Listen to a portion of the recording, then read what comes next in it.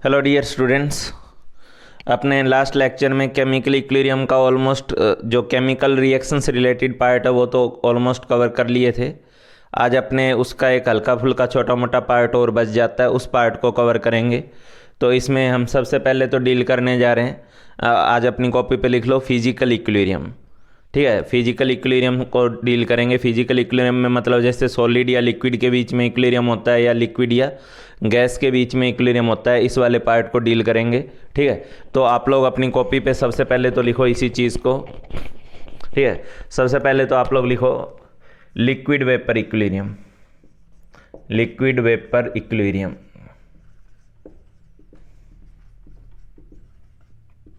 हाँ भाई। तो जो लिक्विड वेपर इक्विलिब्रियम होता है आपके पास, ये लिक्विड वेपर इक्विलिब्रियम क्या होगा और किस तरीके से बनेगा, इस चीज़ को देखो आप लोग। ये क्यों था, सॉरी। तो लिक्विड वेपर इक्विलिब्रियम की बात कर रहे हैं अपने। तो लिक्विड वेपर इक्विलिब्रियम में आप लोग ध्यान दो कि अगर हम लोग किसी कंटेनर में, किसी वेसल में, ठीक है, मान लो क्लोज्ड वेसल है और इसमें मान लो मैंने वाटर ऐड कर दिया। ठीक है, वाटर ऐड कर दिया तो अपने आप यहाँ पे कुछ ना कुछ जो है वेपर जनरेट होंगी ही होंगी वाटर की। ठीक है, और लिक्विड वेपर इक्विलिब्रियम के साथ साथ मैं एक बहुत इंपॉर्टेंट पार्ट आपको और पढ़ाने जा रहा हूँ।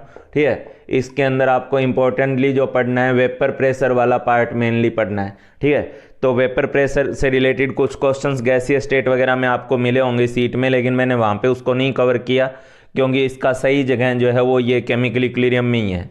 तो यहाँ पे जब हम कोई लिक्विड लेते हैं तो ऑटोमेटिकली उस लिक्विड की कुछ ना कुछ वेपर्स बनती ही बनती है और वो वेपर अपने आप धीरे धीरे इस लिक्विड के साथ अल्टीमेटली इक्विलिब्रियम पे आ जाती हैं। ठीक है, तो थोड़ी थोड़ी वेपर अपने आप बनेगी और अपने आप में वो फाइनली जो है एक इक्विलिब्रियम जनरेट कर लेती है लिक्विड के साथ। ठीक है, तो पहले तो आप अपने कॉपी में इस चीज़ को लिखते चले जाओ, मैं बोलता जा रहा हूँ, इसको आप नोट करते जाओगे। when we take a volatile liquid in a container, when we take a volatile liquid in a container, in a closed container लिख लेना। when we take a volatile liquid in a closed container, then its vapors are formed, and finally these vapors forms an equilibrium with liquid phase, and finally these vapors forms an equilibrium with liquid phase, finally these vapors forms an equilibrium with liquid phase. ठीक है, तो ये तो सीधी सी बात बोलें तो ये तो लिक्विड वेपर इक्विलिब्रियम क्या होता है वो बता दिया हमने कि भाई हम लोग कोई लिक्विड भरेंगे और ऑटोमेटिकली उसकी कुछ वेपर्स बनेगी और वो वेपर उस लिक्विड के साथ जो है इक्विलिब्रियम पे आ जाएंगी। ठीक है, तो इस तरीके से अपने आप में एक लिक्विड वेपर इक्विलिब्रियम बनेगा। ठीक है, मैं आपको सीधे सीधे वेपर प्रेशर पे लेके चलता हूँ। मैं आपके साथ पूरा कहानी जो है वो वेपर प्रेशर वाली कहानी आपके साथ डिस्कस करूँगा। ठीक है, तो वेपर प्रेशर की कहानी अगर मैं आप लोगों के साथ डिस्कस करूँ तो वेपर प्रेशर क्या है और कैसे होगा, क्या चीज़ है, इसको देखो आप लोग। ठीक है, वेपर प्रेशर तो सीधी सी बात है, हम बोल रहे हैं कि ये लिक्विड से जो वेपर बनी, ये वेपर धीरे धीरे इस लिक्विड के साथ इक्विलिब्रियम अचीव कर लेती है, इक्विलिब्रियम बना लेती है। तो इक्विलिब्रियम टाइम पे जो लिक्विड, ये वेपर्स के द्वारा जो प्रेशर एक्सर्ट किया जा रहा है लिक्विड सरफेस पे, ठीक है, इक्विलिब्रियम कंडीशन पे इन वेपर के द्वारा जो इस लिक्विड सरफेस पे प्रेशर एक्सर्ट किया जा रहा है, इसी प्रेशर का नाम वेपर प्रेशर होता है। ठीक है, तो वेपर प्रेशर के नाम पे आप अपनी कॉपी पे लिखोगे the pressure exerted by the pressure exerted by the vapors over the surface of liquid, at equilibrium is called vapor pressure. At equilibrium is called vapor pressure of that liquid, vapor pressure of that liquid। ठीक है, तो ये उस liquid का vapour pressure कहलाएगा। ठीक है, तो ये जितना ज़्यादा आप लोग देख पा रहे हो, ठीक है, यहाँ पे अपने आप वेपर बनेगी, वो वेपर इस लिक्विड के साथ इक्विलिब्रियम बनाएगी और उस टाइम पे जो प्रेशर होता है, इस प्रेशर का नाम ही वेपर प्रेशर है। ठीक है, अच्छा, इसको अगर मैं एक इक्विलिब्रियम तरीके से रिप्रेजेंट करूं, ठीक है, तो इक्विलिब्रियम तरीके से रिप्रेजेंट कर लूँ। वैसे तो ये कहने को कोई भी लिक्विड हो सकता है, लेकिन मैं इस लिक्विड को चलो वाटर मान के चल रहा हूँ। तो ये H2O लिक्विड किसके साथ इक्विलिब्रियम बना रहा है? H2O गैस लिख दो, चाहे H2O वेपर लिख दो, H2O वेपर फेज के साथ जो है इक्विलिब्रियम बना रहा है, ठीक है। अब अगर मैं आपसे बोलूँ कि इस रिएक्शन का Kp रिप्रेजेंट करके दिखाओ, इस रिएक्शन का Kp क्या होगा, ठीक है, तो ऑब्वियस सी बात है इसका Kp आप लोग क्या लिखोगे? इसका Kp लिखोगे आप लोग, यहाँ पे Kp लिख रहे हो ना, यहाँ पे Kp लिखोगे partial pressure of H2O at equilibrium. और भाई लोगों मैं और क्या बोल रहा हूँ कि इक्विलिब्रियम टाइम पे जो प्रेशर एग्जर्ट किया जाता है इसी को वेपर प्रेशर बोला जाता है। तो यहाँ पे इसको आप लोग साथ में क्या नाम दोगे कि इस, अगर मैं इस रिएक्शन को इस तरीके से लिखता हूँ कि liquid in equilibrium with vapour, तो इस रिएक्शन का जो इक्विलिब्रियम कांस्टेंट बनेगा, ये इक्विलिब्रियम कांस्टेंट जो है, जो कि पार्शियल प्रेशर ऑफ H2O या partial pressure of vapour at equilibrium होगा, ठीक है। यही नाम, इसी चीज़ को तो हमने किसका नाम दिया हुआ है? वेपर प्रेशर का नाम दिया हुआ है, ठीक है। अच्छा, अब मैं बच्चों के साथ जो वेपर प्रेशर को लेके जो अलग अलग मिसअंडरस्टैंडिंग होती है, अलग अलग जो उनके दिमाग में चलता रहता है, उस मिसअंडरस्टैंडिंग को दूर करने के लिए मैं बच्चों को अक्सर एक बात बोलता हूँ क्लास में, और हिंदी में या अपनी भावनाओं को एक्सप्रेस करते हुए किसी तरीके से लिखवाने की कोशिश करता हूँ, ठीक है, कि वेपर प्रेशर को आप लोग प्रेशर की फॉर्म में दिमाग में मत लाओ। क्या होता है कि अक्सर बच्चे जब भी वेपर प्रेशर सुनते हैं तो उनको लगता है कि यार हम प्रेशर की बात कर रहे हैं। ये बात सही है कि हम प्रेशर की बात कर रहे हैं वेपर प्रेशर के नाम पे, ठीक है, लेकिन आपको एक बात बोलना चाहूँगा कि वेपर प्रेशर जब भी वर्ड आता है तो आपको दिमाग में वेपर प्रेशर नहीं, बल्कि ये दिमाग में आना चाहिए कि हम एक इक्विलिब्रियम कांस्टेंट को डील कर रहे हैं, ठीक है। हम वेपर प्रेशर को नहीं, वेपर प्रेशर के नाम पे प्रेशर को नहीं, बल्कि एक इक्विलिब्रियम कांस्टेंट को डील कर रहे हैं। अगर ऐसा आपके दिमाग में चलेगा तो आप बहुत सारी गलतियां करने से बच जाओगे, ठीक है। तो मैं बच्चों को जो लिखवाता हूँ आप लोग भी अपनी कॉपी पे यहाँ पे इतना नोट करने के बाद वीडियो पॉज करके इसको लिख लें, उसके बाद मैं जो बोल रहा हूँ उसको लिखें।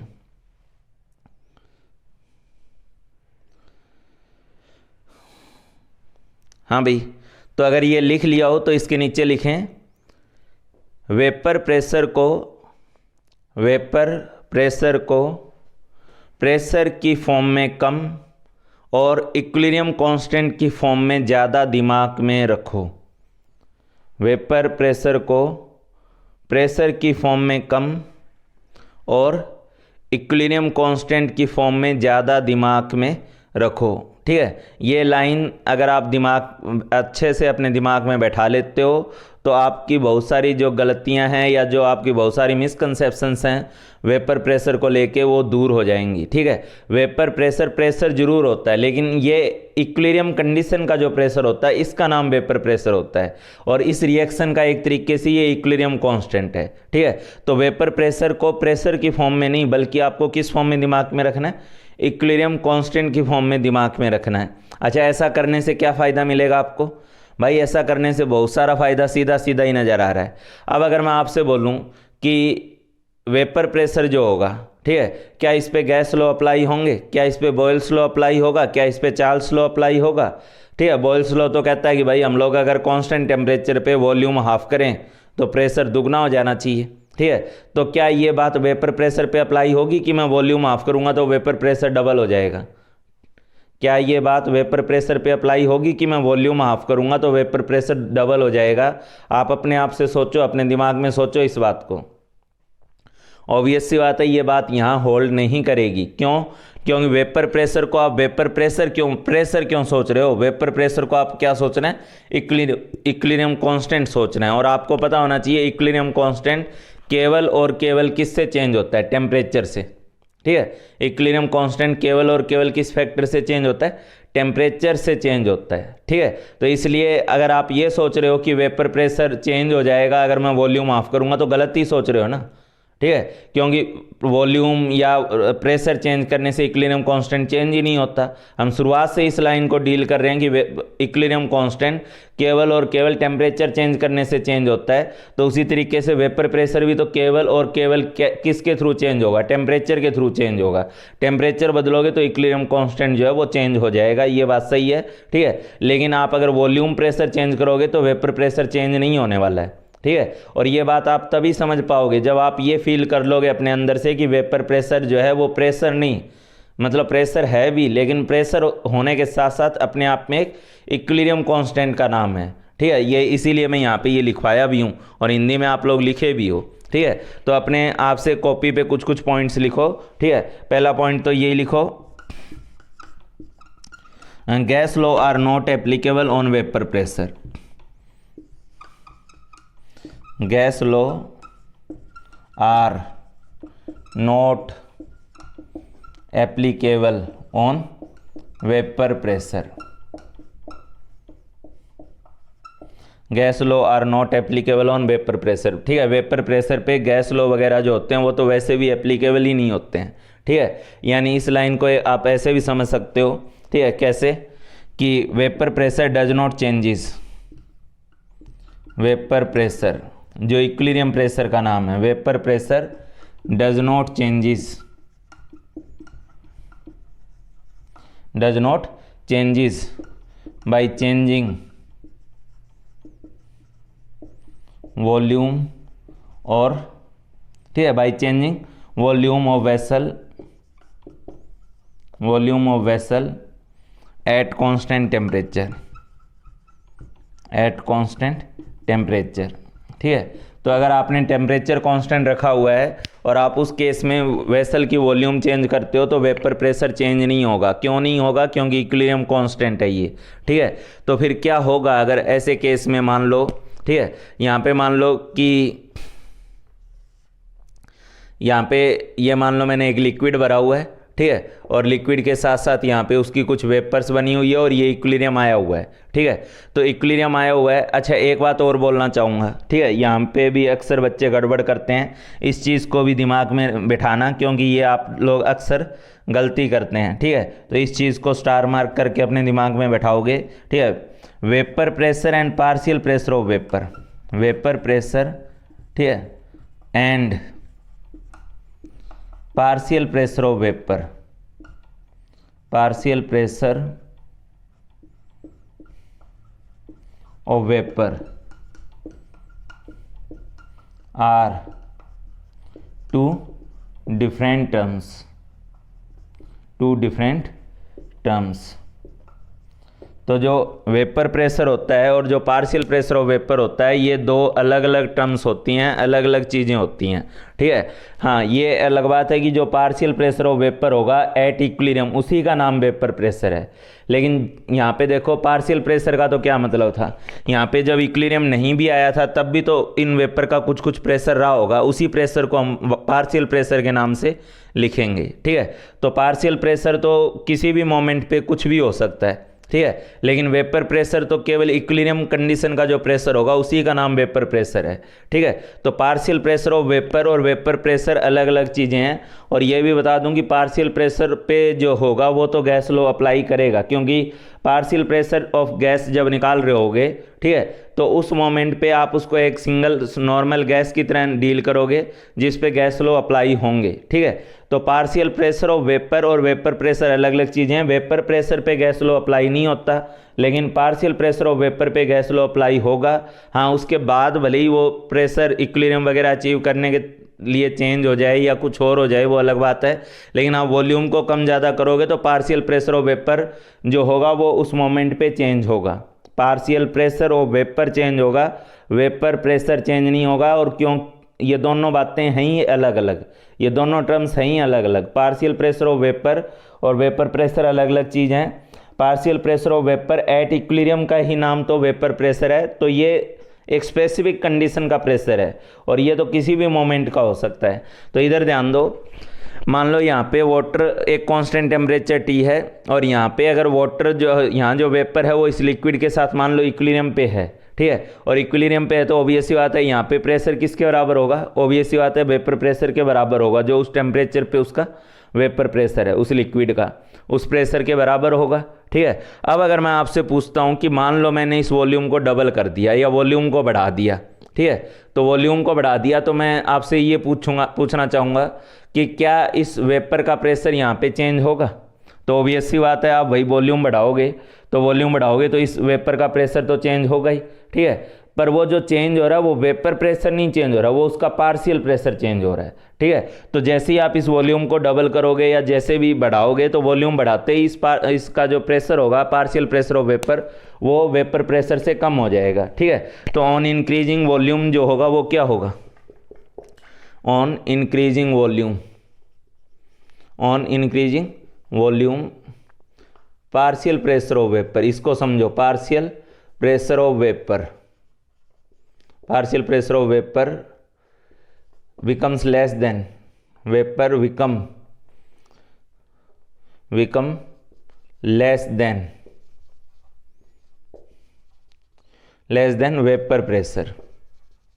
वेपर प्रेशर, यानी कौन सा प्रेशर, इक्विलिब्रियम प्रेशर। जो इक्विलिब्रियम प्रेशर था उस प्रेशर से ये जो प्रेशर होगा वेपर प्रेशर, ये पार्शियल प्रेशर ऑफ वेपर वो कम होगा। भाई वॉल्यूम बढ़ाओगे तो प्रेशर तो घटेगा ना, इसमें तो कोई डाउट ही नहीं है। आप वॉल्यूम बढ़ाओगे तो एक बार के लिए तो ये प्रेशर कम होगा ही होगा। ठीक है, अब होता क्या, आप जानते हो ली चैटेलियर प्रिंसिपल के अकॉर्डिंग कि अगर हम कोई इक्विलिब्रियम को डिस्टर्ब करते हैं तो वो दोबारा से इक्विलिब्रियम अचीव करने की कोशिश करता है। ठीक है, तो अब क्या होगा, आपने इस वॉल्यूम को बढ़ाया या इस वॉल्यूम को बढ़ा के आपने इस इक्विलिब्रियम को डिस्टर्ब कर दिया, इसका पार्शियल प्रेशर इसके वेपर प्रेशर से कम कर दिया। लेकिन अब आप एक चीज़ देखोगे कि क्योंकि इसका प्रेशर कम हो गया तो ये इक्विलिब्रियम अचीव करने के लिए और ज़्यादा वेपराइज करेगा, क्योंकि रिएक्शन आपको पता ही है फॉरवर्ड जाती है या बैकवर्ड जाती है। ठीक है, और जब हम वॉल्यूम बढ़ाते हैं तो इक्विलिब्रियम उधर जाता है जिधर गैस के नंबर ऑफ मोल्स ज़्यादा हों। ठीक है, ताकि प्रेशर बढ़ जाए। तो एक बार के लिए आपने इसको ऊपर उठाया तो प्रेशर कम हो गया, लेकिन अब इक्विलिब्रियम क्या करेगा, लिक्विड साइड से वेपर साइड की तरफ मूव करेगा, यानी और ज़्यादा जो लिक्विड है वो और ज़्यादा वेपराइज करेगा। और कब तक वेपराइज करेगा, जब तक दोबारा से इसका इक्विलिब्रियम प्रेशर इस वेपर प्रेशर के बराबर, यानी यहाँ जो प्रेशर था उसके बराबर ना हो जाए, तब तक वो वेपराइज करेगा। ठीक है, तो यहाँ पे एक और ऑप्शन भी तो है ना कि एक बार के लिए तो प्रेशर कम हो गया, लेकिन उसके बाद धीरे धीरे लिक्विड जो है उसके अंदर का जो लिक्विड है वो धीरे धीरे और वेपराइज करेगा, ये रिएक्शन फॉरवर्ड जाएगी।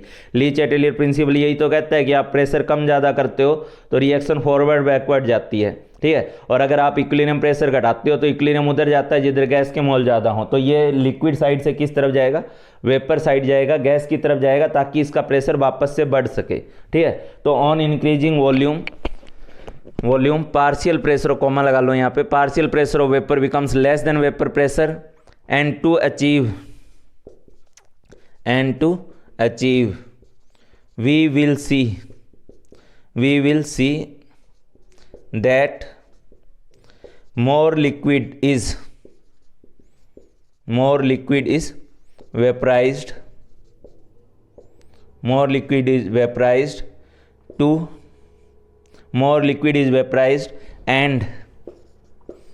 and final equilibrium pressure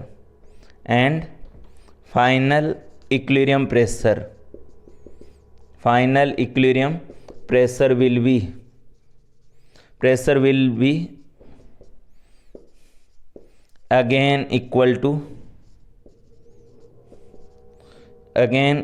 to या final equilibrium pressure will again be same, will यार ये क्या लिख दिया, will again same। ठीक है, तो जो इसका फाइनल प्रेशर होगा वो उस पुराने वाले वेपर प्रेशर के ही बराबर हो जाएगा। ठीक है, तो यहाँ पे आपको ये बात समझनी होगी कि अगर मैं इसकी वॉल्यूम बढ़ाता हूँ तो वेपर प्रेशर क्यों नहीं चेंज होता। ये सोच आपके दिमाग में आया होगा ना कि वेपर प्रेशर क्यों नहीं चेंज होता, क्योंकि आपको पता होना चाहिए कि इक्विलिब्रियम की आदत होती है कि वो अगर हम उसे डिस्टर्ब करेंगे तो वो दोबारा से इक्विलिब्रियम अचीव करेगा। ठीक है, तो अगर मैं इसकी वेसल की वॉल्यूम बढ़ाऊंगा तो एक बार के लिए इसका प्रेशर डिक्रीज हो जाएगा, लेकिन उस कंडीशन में और ज़्यादा लिक्विड जो है वो वेपर में कन्वर्ट होगा। और कब तक कन्वर्ट होगा, तब तक जब तक इसका प्रेशर जो है वो दोबारा से उस पुराने वाले इक्विलिब्रियम प्रेशर के बराबर ना हो जाए। इसलिए फाइनली जो प्रेशर रहेगा, यानी जो इक्विलिब्रियम टाइम पे जो प्रेशर रहेगा वो यहाँ पे और यहाँ पे दोनों जगह सेम होगा, अलग नहीं होगा। तो आपने वॉल्यूम अगर बढ़ा भी दी तो भी वेपर प्रेशर चेंज नहीं होने वाला है। ठीक है, तो ये चीज़ आप अपनी कॉपी में लिखो। इसको मैं कुछ हिस्सा हटाने जा रहा हूँ और कुछ और पॉइंट आपको लिखवाऊँगा, पहले इसको अच्छे से नोट कर लो।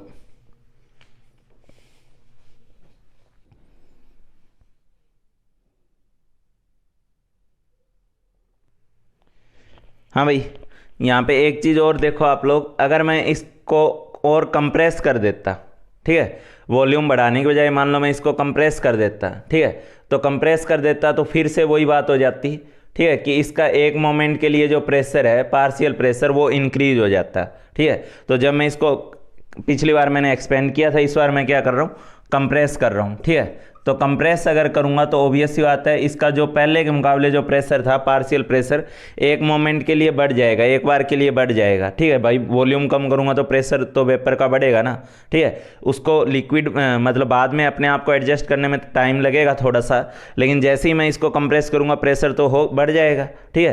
तो इसका जो बढ़ रहा है वो वेपर प्रेशर नहीं है, वो पार्शियल प्रेशर है, ठीक है। तो एक बार जैसे ही मैं इसको कंप्रेस करूँगा इसका पार्शियल प्रेशर बढ़ जाएगा और किससे ज़्यादा हो जाएगा, वेपर प्रेशर से ज़्यादा हो जाएगा। अब ये दोबारा से अपने आप को इक्विलिब्रियम पे लाने के लिए क्या करेगा, ठीक है। ये दोबारा से इक्विलिब्रियम पे लाने के लिए आपको पता है कि हम जब ऐसे केस में वॉल्यूम कम करते हैं या प्रेशर बढ़ाते हैं तो इक्विलिब्रियम जो है वो ज़्यादा गैस के मोल से कम की तरफ जाता है, ठीक है, क्योंकि हमने प्रेशर बढ़ा दिया तो वो कम करना चाहेगा, और कम करने के लिए क्या करेगा, H2O वेपर जो है वो H2O लिक्विड की तरफ जाएगी, ठीक है। तो आप देखोगे कि क्या चीज़ ऑब्जर्व करोगे यहाँ पे, on compression, on decreasing volume, ठीक है, on decreasing volume, partial pressure of vapour, partial pressure of vapour become more than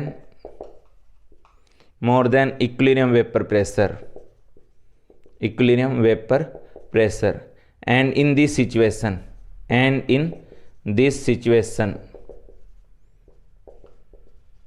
to again achieve equilibrium,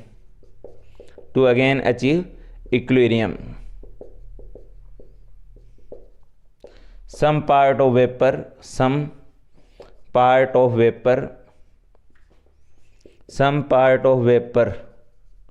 will condense, मतलब वाटर वेपर जो है वो लिक्विड में कन्वर्ट होगा, some part of vapor will condense and finally pressure will be again equal to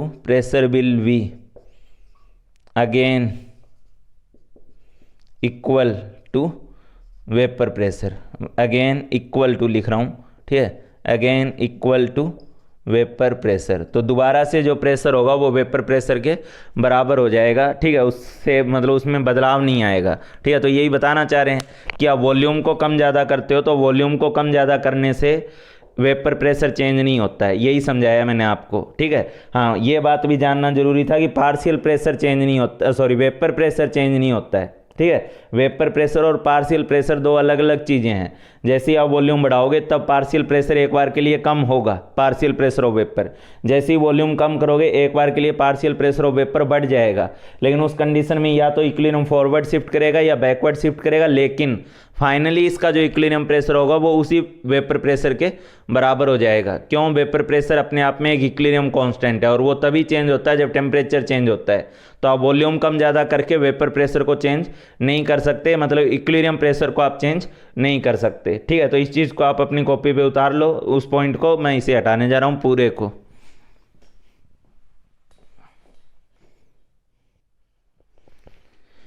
हाँ भाई, उसके बाद कुछ और पॉइंट्स नोट करो वेपर प्रेशर को लेके। अभी मैंने ये हटा दिया था, H2O लिक्विड इक्विलिब्रियम बना रहा था किसके साथ, H2O वेपर के साथ, और इसका Kp जो था उसी को हमने partial pressure of H2O at equilibrium यानी उसी को वेपर प्रेशर बोला था, ठीक है। तो आपको ये तो पता ही है कि इक्विलिब्रियम कांस्टेंट तो एक ऐसी चीज़ है ना जो वेपर प्रेशर से क्या होती है, चेंज होती है, ठीक है। तो इक्विलिब्रियम कांस्टेंट तो वेपर प्रेशर से चेंज होता है। तो उस केस में आपको ये लिखना होगा कि vapour pressure changes by changing temperature, ठीक है। Vapour pressure changes by changing temperature. Vapour pressure जो होगा वो अगर आप टेम्परेचर चेंज कर रहे हो तो टेम्परेचर चेंज करने से चेंज होगा, ठीक है। अब उसके बाद बात आती है कि किस हिसाब से चेंज होगा वेपर प्रेशर। तो vapour pressure changes by changing temperature, और ऑब्वियस सी बात आप समझ पा रहे हो, ठीक है, ऑन इंक्रीजिंग टेम्परेचर,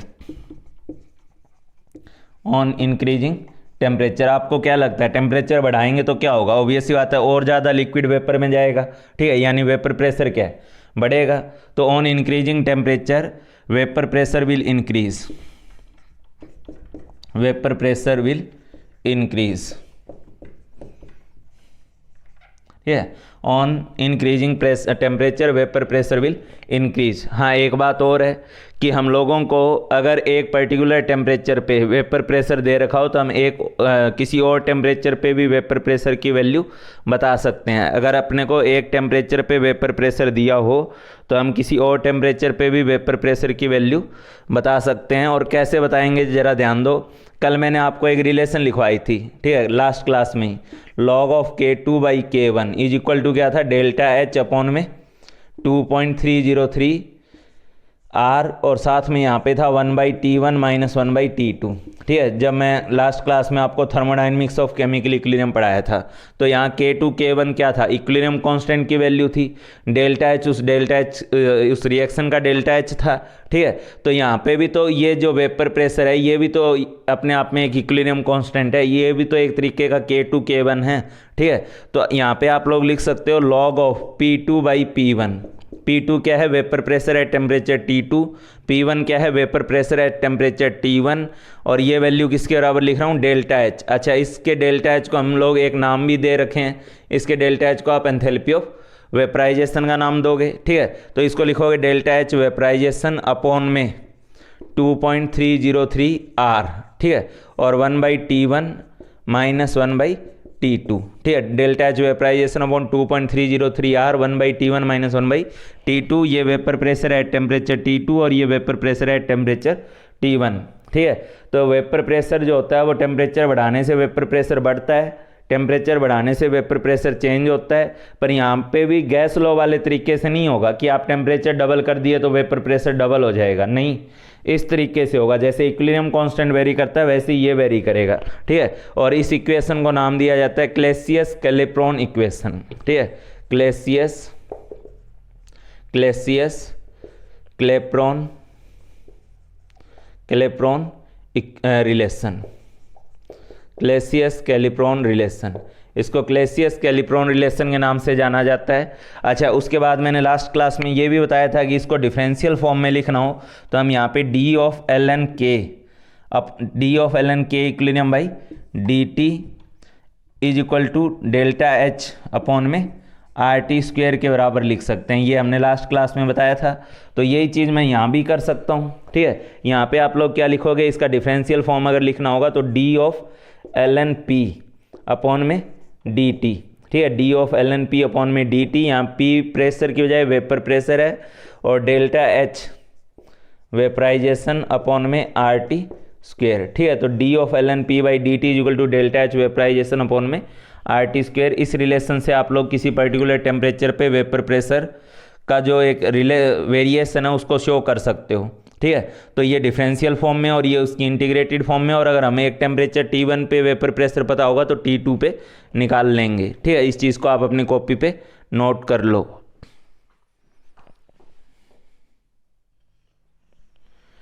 वैसे मैं आप लोगों को केमिकल बॉन्डिंग में एक बात बताया हुआ हूँ। पहले आप बताओ कि क्या सभी लिक्विड का वेपर प्रेशर इक्वल होगा, क्या कोई भी लिक्विड होगा उसका पर्टिकुलर टेम्परेचर पे वेपर प्रेशर इक्वल होगा या अलग अलग होगा। तो आपको मैं केमिकल बॉन्डिंग में पढ़ाया था, ठीक है, कि ये सब चीज़ें इंटरमोलिकुलर फोर्स ऑफ अट्रैक्शन पे डिपेंड करती है। और केमिकल बॉन्डिंग के लास्ट के लेक्चर्स वगैरह में हम लोगों ने intermolecular force of attraction, hydrogen bonding, dipole interaction, क्या बोल रहे थे हम लोग, dipole induced dipole interaction, induced dipole interaction, इन सब चीज़ों के बारे में पढ़ा था।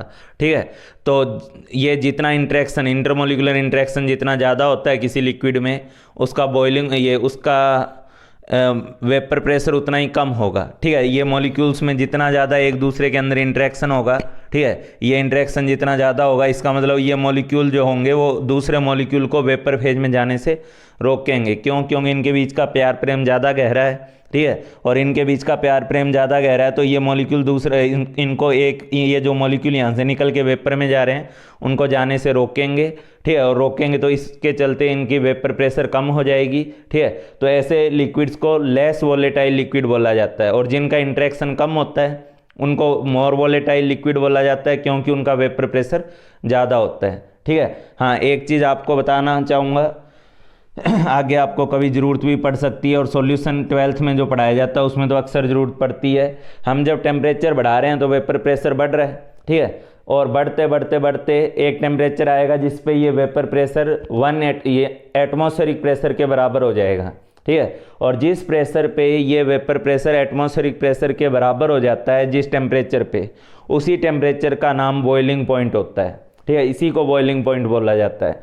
अब कल को आपसे कोई बोले कि बॉइलिंग पॉइंट क्या है, तो आप मुंह उठा के वो 9-10th वाला या उससे बच्चों वाली बात कर दो कि सर जिस पे कोई लिक्विड बॉयल करे वो बॉइलिंग पॉइंट, ठीक है। इसको थोड़ा और अच्छे सेंस में डिस्क्राइब करोगे तो बॉइलिंग पॉइंट कौन सा टेम्परेचर होता है? बॉइलिंग पॉइंट वो टेम्परेचर होता है जिस पे किसी लिक्विड का वेपर प्रेशर एटमॉस्फेरिक प्रेशर के बराबर हो जाता है, ठीक है। हाँ, वो अलग बात है कि एटमॉस्फेरिक प्रेशर जो है वो कितना है ये मैटर करेगा, ठीक है। एटमॉस्फेरिक प्रेशर कितना है, अब जनरली कुछ नहीं दिया तो हम एटमॉस्फेरिक प्रेशर को 1 atm मानेंगे, लेकिन हर जगह एटमॉस्फेरिक प्रेशर 1 atm नहीं होता।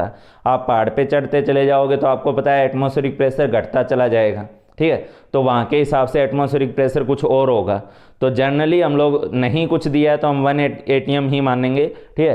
तो इस पे लिखो पहले तो आप लोग, अगर मैं आपको बॉइलिंग पॉइंट डिफाइन करने को बोलूँ, ठीक है, तो बॉइलिंग पॉइंट क्या होता है? द टेम्परेचर एट विच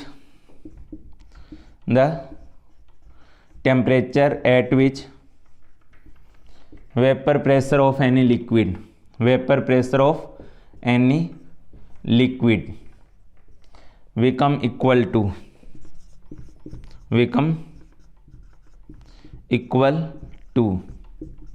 ठीक है, the temperature at which vapour pressure of any liquid become equal to atmospheric pressure, become equal to atmospheric pressure is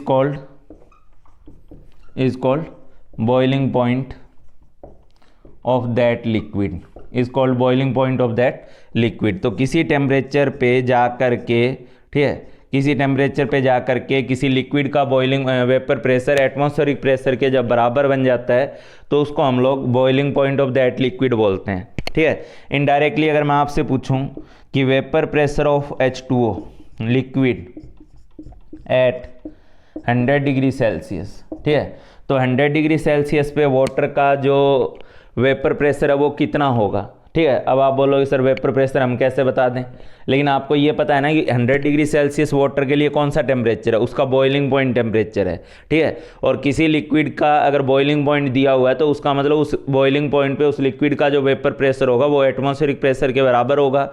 और जनरली हम लोग जो वैल्यू लेते हैं वो 1 atm लेते हैं अनटिल अनलेस क्वेश्चन में कुछ और ना दिया हो, ठीक है। तो vapour pressure of H2O at 100 degree Celsius की अगर अपने बात करें तो ये कितना होगा? 1 atm होगा, यानी 760 mm ऑफ Hg होगा, ठीक है। तो कई क्वेश्चन में आपको क्या है वाटर वगैरह का बॉइलिंग पॉइंट दे देगा लेकिन वेपर प्रेशर नहीं देगा।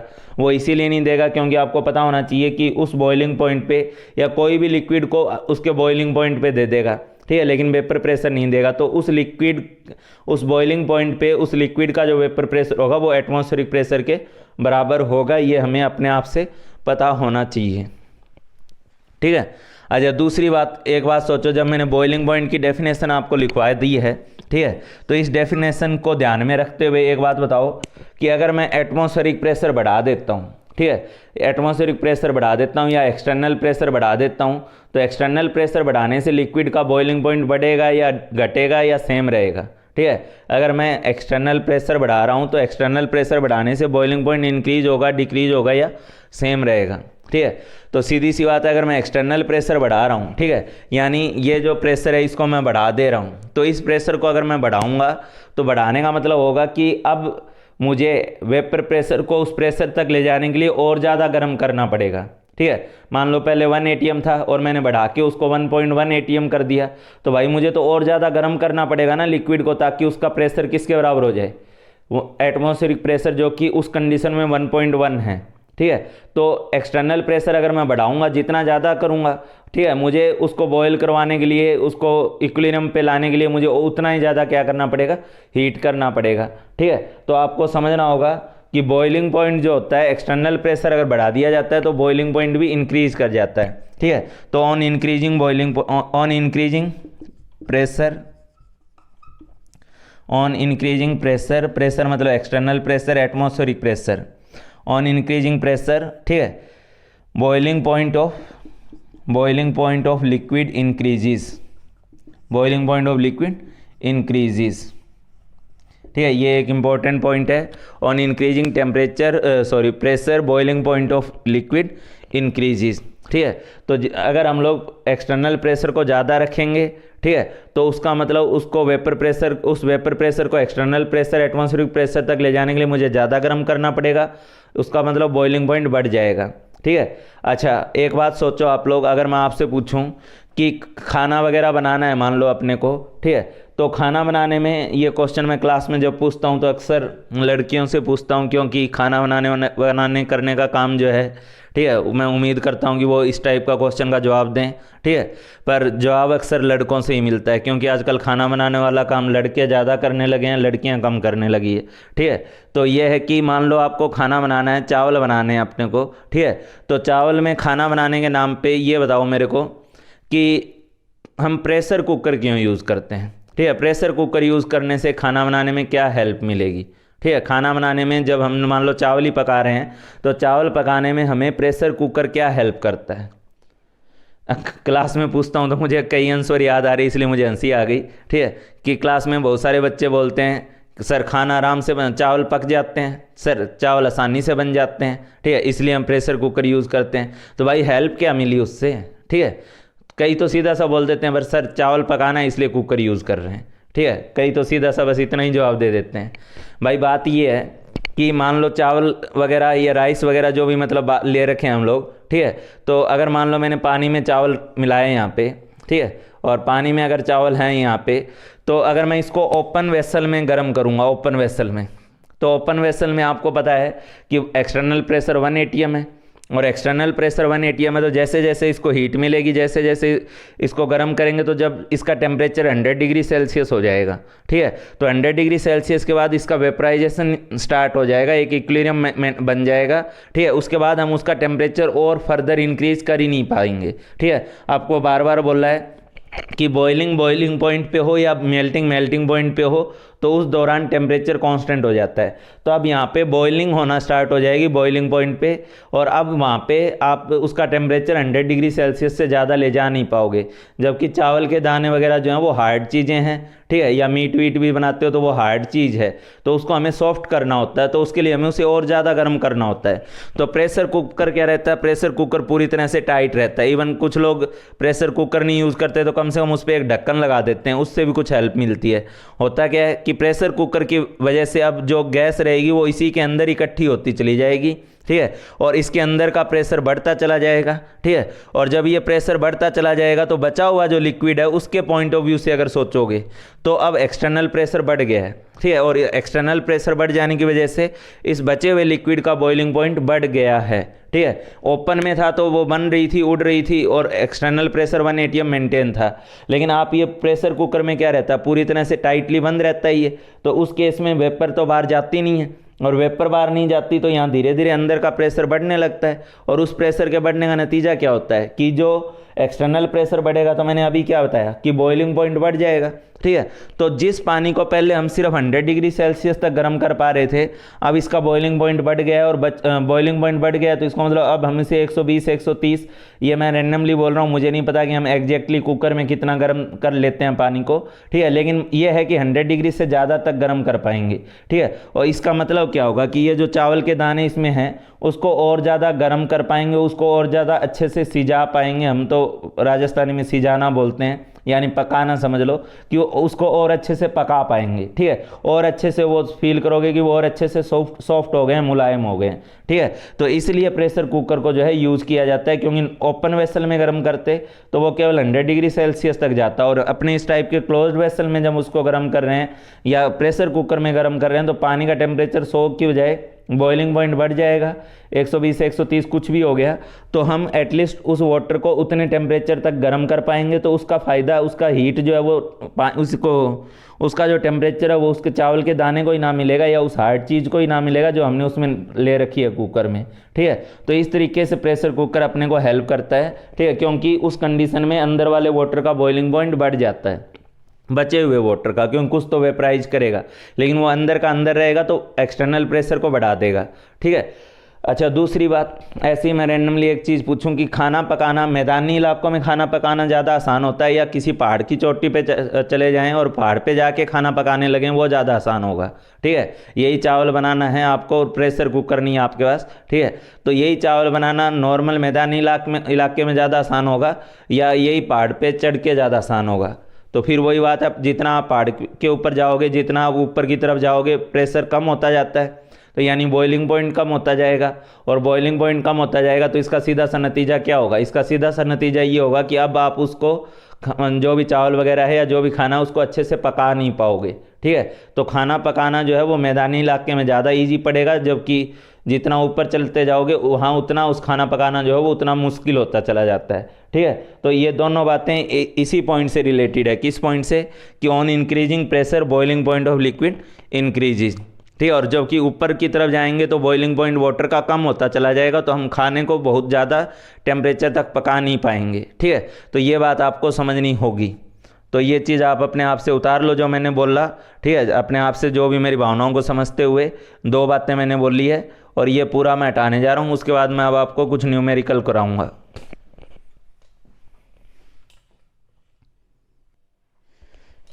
हाँ भाई, उसके बाद देखो मैं 1-2 क्वेश्चन दे रहा हूँ आपको। ठीक है, क्वेश्चन में सबसे पहला क्वेश्चन है जैसे vapour pressure of water H2O at 27 degree Celsius is. मैंने क्वेश्चन में दे दिया, मान लो। ठीक है, vapour pressure of H2O at 27 degree Celsius is 23 mm of Hg। ठीक है, और एक चीज़ और बताना चाहूँगा। ठीक है, कि वाटर का वेपर प्रेशर तो मैंने 23 mm ऑफ Hg दिया ही है, लेकिन कई क्वेश्चन में इसी चीज़ को वेपर प्रेशर ऑफ वाटर को एक नाम और से लिखा जाता है, और वो है एक्वस टेंशन ऑफ वाटर। ठीक है, इसी चीज़ को अगर ऐसे लिखा हुआ मिलता है किसी क्वेश्चन में, aqueous tension of water at 27 degree Celsius, ये और ये दोनों वर्ड एक ही मतलब रखते हैं। ठीक है, वेपर प्रेशर वर्ड जो होता है वो तो वैसे तो किसी भी लिक्विड पे लग जाएगा, लेकिन वाटर के वेपर प्रेशर के लिए हम लोग एक वर्ड यूज़ करते हैं, एक्वस टेंशन ऑफ वाटर। ठीक है, तो aqueous tension of water at 27 degree Celsius आपको कितना दिया हुआ है? 23 mm ऑफ Hg दिया हुआ है। ठीक है, अब मेरा क्वेश्चन है आपको, और इस क्वेश्चन के बारे में वीडियो पॉज करके अच्छे से सोचना। ठीक है, उसके बाद अपने आप से जवाब देना, सोचना, जवाब देना, फिर वीडियो को आगे देखना। मान लो मैंने एक कंटेनर में, एक वेसल में वाटर वेपर ले ली। ठीक है, कितने टेम्परेचर पे? 27 डिग्री सेल्सियस पे मैंने यहाँ पे वाटर वेपर ले ली। कितने प्रेशर पे ले ली? 10 mm ऑफ Hg पे मैंने वाटर वेपर ले ली यहाँ पे। ठीक है, वाटर वेपर मैंने ले लिया 10 mm ऑफ Hg पे और 27 डिग्री सेल्सियस पे। ठीक है, अच्छा, अब होगा क्या नहीं, अब मैंने क्या किया, अब मैंने इसका वॉल्यूम जो है, ठीक है, ये अगर वॉल्यूम V था तो इस वॉल्यूम को मैंने रिड्यूस करके V/2 कर दिया। ठीक है, इस वॉल्यूम को कम करके मैंने V/2 कर दिया। ठीक है, तो अब बताओ कि इस कंटेनर में अब यहाँ पे प्रेशर कितना होगा फाइनली। ठीक है, फाइनल प्रेशर आपको यहाँ पे बताना है। ठीक है, फिर उसके बाद क्वेश्चन को यहाँ ख़त्म नहीं कर रहा हूँ, उसके बाद मैंने वॉल्यूम को क्या कर दिया, यहाँ पे वॉल्यूम को मैंने कर दिया V/4। ठीक है, मतलब वो जो वहाँ वॉल्यूम थी उसका V/4 पार्ट कर दिया इसमें। ठीक है, V/4 कर दिया इसे। तो इस कंडीशन में यहाँ पे जो फाइनल प्रेशर होगा, ठीक है, वो फाइनल प्रेशर आप मुझे बताओगे कि यहाँ फाइनल प्रेशर कितना होगा, यहाँ फाइनल प्रेशर कितना होगा। ये 27 डिग्री सेल्सियस है और यहाँ पे भी जो टेम्परेचर है वो 27 डिग्री सेल्सियस है। ठीक है, टेम्परेचर दोनों जगह 27 डिग्री सेल्सियस 27 डिग्री सेल्सियस है। ठीक है, बस वॉल्यूम पहले V थी, फिर V/2 कर दी गई है, फिर V/4 कर दी गई है। ठीक है, तो अब मुझे बताओ कि इन दोनों में फाइनल प्रेशर कितना कितना होगा। ठीक, वीडियो पॉज करो, अच्छे से सोचो और सोच समझ के इसका जवाब दो कि कितना कितना होगा फाइनल प्रेशर।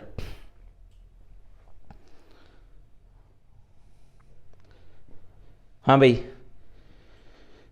तो अगर आप लोगों ने सोचा है कुछ तो सोचा ही होगा।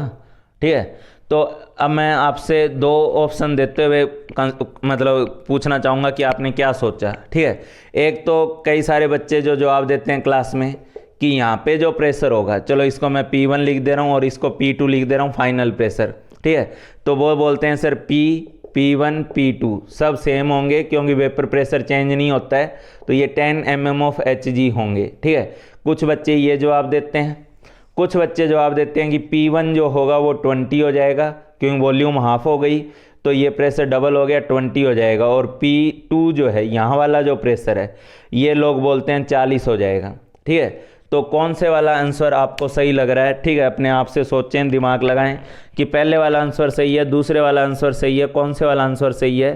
ठीक है, हालांकि हम ये बात बोले ज़रूर हैं, ऑब्वियसली बात है, आपको दोबारा रिमाइंड करा दूं कि वेपर प्रेशर वॉल्यूम वगैरह चेंज करने से चेंज नहीं होता अनटिल अनलेस हम टेम्परेचर चेंज ना करें। ठीक है, तो बताओ इसमें कौन से वाला आंसर सही होगा?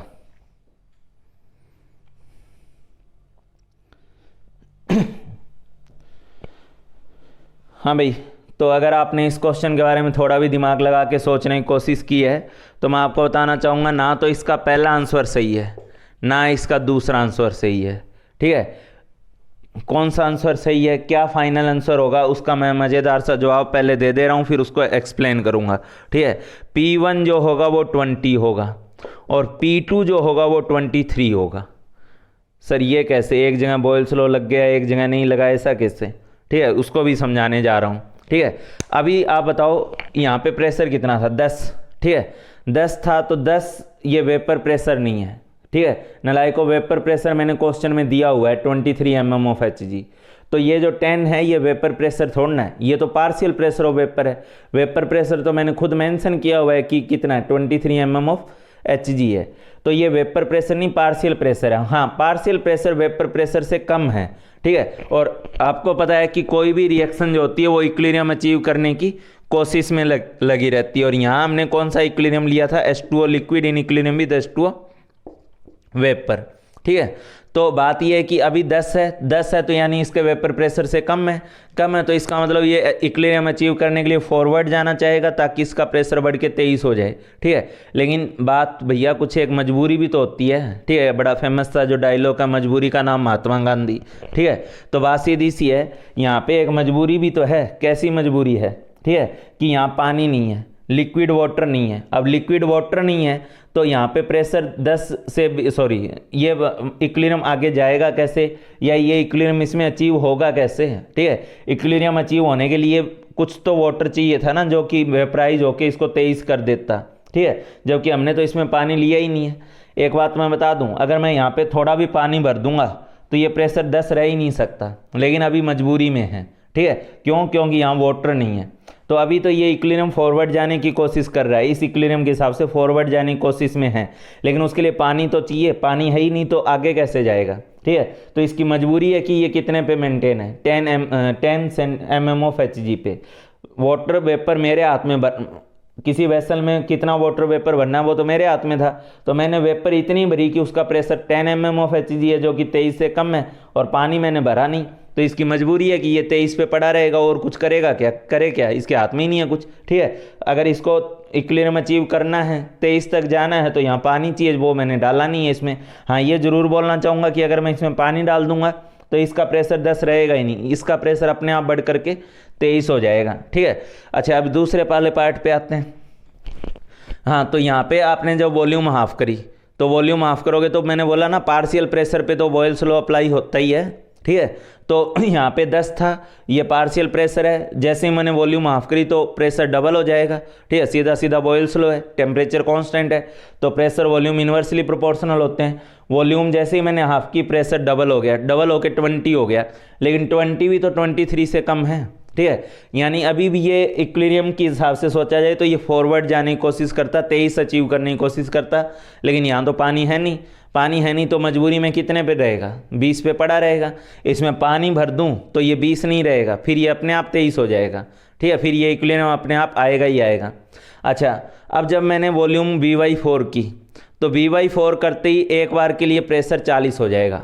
पार्शियल प्रेशर एक बार के लिए कितना हो जाएगा? 40 हो जाएगा बॉयल्स लॉ के अकॉर्डिंग। जैसे ही वॉल्यूम मैं 1/4 करूँगा, V/4 करूँगा, प्रेशर 4 गुना हो जाएगा, यानी कितना हो जाएगा? 40 हो जाएगा। लेकिन 40 जो प्रेशर है वो इस 23 से ज़्यादा है, और जब 40 वाला प्रेशर यानी 23 से जब ज़्यादा पे है वेपर, ठीक है, यानी उसका पार्शियल प्रेशर वेपर प्रेशर से ज़्यादा है, तो रिएक्शन फॉरवर्ड नहीं बैकवर्ड जाएगी ये वाली, ठीक है। मतलब उस कंडीशन में वाटर वेपर कंडेंस करेगी, और कंडेंस कब तक करेगी, जब तक ये इक्विलिब्रियम ना आ जाए। जब तक ये इक्विलिब्रियम आएगा तब इसका प्रेशर कितना हो चुका होगा, 23, ठीक है। तो अब यहाँ मजबूरी खत्म हो गई, अब यहाँ पे इसको खुद को कंडेंस करना है। पहले तो अपने प्रेशर को बढ़ाना था जिसके लिए वाटर की जरूरत थी, लेकिन अब तो इसको कम करना है, और खुद को कम करना है तो भाई खुद को कंडेंस कर लेगा ना, ठीक है। तो इस वेसल में आप एक्स्ट्रा चीज़ क्या नोटिस करोगे कि यहाँ पे कुछ कुछ वाटर के ड्रॉपलेट्स बन गए हैं, कुछ कुछ वाटर बन गए हैं, ठीक है। और यहाँ जो प्रेशर है वो इंक्रीज होकर के कितना पहुँच गया, यहाँ पे जो प्रेशर है वो इंक्रीज होकर के वो 40 होना चाहिए था, लेकिन 40 के बाद दोबारा इक्विलिब्रियम अचीव होगा, ये रिएक्शन बैकवर्ड जाएगी। अब मजबूरी खत्म हो चुकी है, ठीक है। 40 जो प्रेशर है वो 23 से ज़्यादा है, 23 से ज़्यादा होने पे वो अपने आप को कम करता है, और ये कम करेगा, खुद को कंडेंस करेगा, ठीक है। ये तब तक कंडेंसेशन होता रहेगा जब तक इसका प्रेशर कितना नहीं हो जाएगा, 23, ठीक है। तो यहाँ प्रेशर 10 है, यहाँ 20 है, यहाँ 40 होना चाहिए था, लेकिन 40 नहीं होगा क्योंकि वो 40 पे रह नहीं पाएगा, ठीक है। कोई भी लिक्विड की वेपर उसके वेपर प्रेशर से ज़्यादा पे एग्जिस्ट कर नहीं सकती, अगर है भी तो वो धीरे धीरे कंडेंस कर जाएगी। हाँ, उससे कम पे एग्जिस्ट कर सकती है मजबूरी में। अगर पानी और वेपर, लिक्विड और वेपर साथ साथ है तो उस कंडीशन में कोई मजबूरी नहीं है, ना फॉरवर्ड डायरेक्शन वाली ना बैकवर्ड डायरेक्शन वाली। तो उस कंडीशन में उस लिक्विड का जो प्रेशर होगा, वेपर का जो प्रेशर होगा, वो वेपर प्रेशर के बराबर ही होगा, ना कम होगा ना ज़्यादा होगा, ठीक है। लेकिन यहाँ मजबूरी में 10 है, यहाँ मजबूरी में 20 है, यहाँ 40 होना चाहिए था, मजबूरी खत्म हो गई। अब खुद को कंडेंस करना है, खुद को कंडेंस कर लेगा। कब तक कंडेंस करेगा, जब तक इसका प्रेशर कितना ना हो गया हो, यही घट करके 23 ना हो गया हो, इक्विलिब्रियम ना आ गया हो, ठीक है। तो इस केस में जो फाइनल प्रेशर, उसमें जो प्रेशर होगा वो 20 mm ऑफ Hg होगा, और इसमें जो प्रेशर होगा वो 23 mm ऑफ Hg होगा। मैंने जवाब समझा दिया है, जो भी अपने आपको अपने ज़रूरत लग रही है उतना कॉपी पे लिख लो, क्योंकि बोर्ड पे तो मैंने कुछ नहीं लिखा है, लेकिन आप मेरी बातें सुने हो और उसी सुनी हुई बातों के अकॉर्डिंग इसमें कुछ कुछ एक्सप्लेनेशन की फॉर्म में लिख लो कि 20 और 23 क्यों हुआ, ठीक है, 20 और 40 क्यों नहीं हुआ। इसको ज़रा सोचो और खुद से लिखो, ठीक है। इसको हटाने जा रहा हूँ, नेक्स्ट क्वेश्चन दूंगा इसके बाद।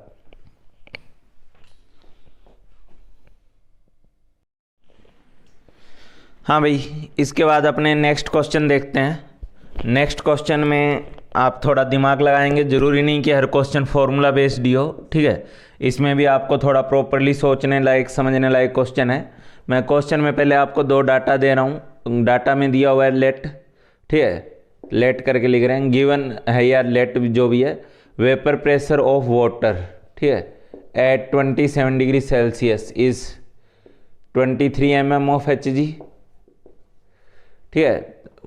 27 डिग्री सेल्सियस पे वाटर का जो वेपर प्रेशर है वो 23 mm ऑफ Hg है, और vapour pressure of H2O at 35 degree Celsius is 40 mm of Hg, और 35 डिग्री सेल्सियस पे वाटर का जो वेपर प्रेशर है वो 40 mm ऑफ Hg है। चलो ये एक बार के लिए हम इतना मान ले रहे हैं, ठीक है। अब बात ये है कि मैं आपसे जो क्वेश्चन पूछ रहा हूँ उसको थोड़ा डिक्टेट कर दे रहा हूँ, पूरा प्रॉपरली लिखवाने की बजाय। कि मान लो आपके पास ये एक वेसल है, ठीक है, ये एक दूसरा वेसल है, इस वेसल में आपने कुछ हद तक पानी भरा हुआ है, ठीक है, यहाँ पे कुछ हद तक आपने यहाँ पानी भरा हुआ है, दूसरी तरह यहाँ भी इस पे कुछ हद तक यहाँ पे पानी भरा हुआ है, ठीक है, इसमें कुछ हद तक यहाँ पानी भरा हुआ है, यहाँ पानी भरा हुआ है, और एक स्टॉप कॉक लगी हुई है, ठीक है। और इस पूरे वेसल का जो टेम्परेचर है, और इस पूरे वेसल का जो टेम्परेचर है, इधर वाले का मैंने 27 डिग्री सेल्सियस मेंटेन किया हुआ है, और इसका जो टेम्परेचर है वो मैंने 35 डिग्री सेल्सियस मेंटेन किया हुआ है। टेम्परेचर मेंटेन किया हुआ है मैंने पूरे पार्ट का, ठीक है। तो इधर वाली साइड मैंने टेम्परेचर 27 डिग्री सेल्सियस इस वाले पार्ट में कंटेनर में, और सेकंड साइड वाले पार्ट में जो है वो मैंने 35 डिग्री सेल्सियस टेम्परेचर मेंटेन किया हुआ है। ये टेम्परेचर मैंने मेंटेन किए हुए हैं। अच्छा, पहले तो आप लोग मुझे ये बताओ कि अब इस सिचुएशन में यहाँ वाले वेसल में अगर मैं आपसे पूछूं कि प्रेशर कितना होगा, ठीक है, वाटर वेपर का प्रेशर कितना होगा, और इधर वाले में पूछूं कि वाटर वेपर का प्रेशर कितना होगा, तो पहले तो इसका जवाब सोचो आप अपने दिमाग में, ठीक है। इधर वाले कंटेनर में प्रेशर कितना और इधर वाले कंटेनर में प्रेशर कितना है, ठीक है। तो ये आप अपने आप में दिमाग में सोचो, उसके बाद अपने बात करेंगे आगे, ठीक है। तो मैं ऑलरेडी आपको बता चुका हूँ पहले आप सोच लियो, उसके बाद बात कर रहा हूँ। तो मैं ऑलरेडी आपको बता चुका हूँ कि जब वाटर रहेगा और लिक्विड वाटर रहेगा, वाटर के साथ वेपर अगर रहेगी तो वहाँ तो वो इक्विलिब्रियम अचीव करेगा, और इक्विलिब्रियम अचीव करेगा तो इस हिसाब से यहाँ पे जो वाटर का प्रेशर रहेगा, ठीक है, वाटर वेपर का, वो ऑब्वियसली बात है 23 mm ऑफ Hg रहेगा। मैंने कल भी आपसे, कल बोल रहा हूँ सॉरी, पिछले क्वेश्चन में भी मैंने आपसे क्या बोला था कि यहाँ पे आपके पास अगर पानी भर दिया जाता, ठीक है, इसमें पानी ले लिया जाता, ठीक है, तो वो प्रेशर 10 नहीं रह पाता या 20 नहीं रह पाता, वो ऑटोमेटिकली 23 हो जाता, ठीक है। तो ना इस केस में जब लिक्विड साथ में प्रेजेंट है तो ना तो इसका वेपर का प्रेशर वेपर प्रेशर से कम रहेगा ना ज़्यादा रहेगा, अल्टीमेटली वो उसके बराबर रहेगा। तो यहाँ पे जो प्रेशर है वाटर वेपर का वो 23 mm ऑफ Hg है, इतना आप सोच ही लिए होंगे। और इसमें जो प्रेशर है वो ऑब्वियसली आता है, इसको 35 डिग्री पे मेंटेन किया गया है, तो यहाँ पे जो वाटर वेपर का प्रेशर है वो 40 mm ऑफ Hg है, उनके वेपर प्रेशर के बराबर है, ठीक है। अब मेरा क्वेश्चन आप लोगों से ये है, what will be the pressure, question आप लोग लिख लो, what will be the final pressure in the vessel, या what will be the final pressure in the given arrangement, what will be the final pressure in the given arrangement if stopcock is removed, ठीक है, what will be the final pressure in the given arrangement if stopcock is removed, ठीक है। ये जो stop Kock है यहाँ से, ये स्टॉप कॉक मान लो मैंने यहाँ से रिमूव कर दी, तो रिमूव कर देने के बाद यहाँ पे कितना फाइनल प्रेशर होगा इस पूरे वेसल में, ये फाइनल प्रेशर आप लोगों को बताना है। ये मान लो कि इनकी दोनों की वॉल्यूम जो है वो बराबर है वेसल की, ठीक है। तो आप मुझे फाइनल प्रेशर बताओ जब मैं यहाँ से ये स्टॉप कॉक जो है वो हटा दूंगा, ठीक है। तो स्टॉप कॉक हटाने के बाद यहाँ पे कितना प्रेशर बनेगा फाइनल अरेंजमेंट में, इस अरेंजमेंट में फाइनल प्रेशर कितना होगा वो आप लोग डिटरमाइन करो। जल्दी से वीडियो पॉज करो, सोचो, दिमाग पे जोर डालो कि कितना होना चाहिए।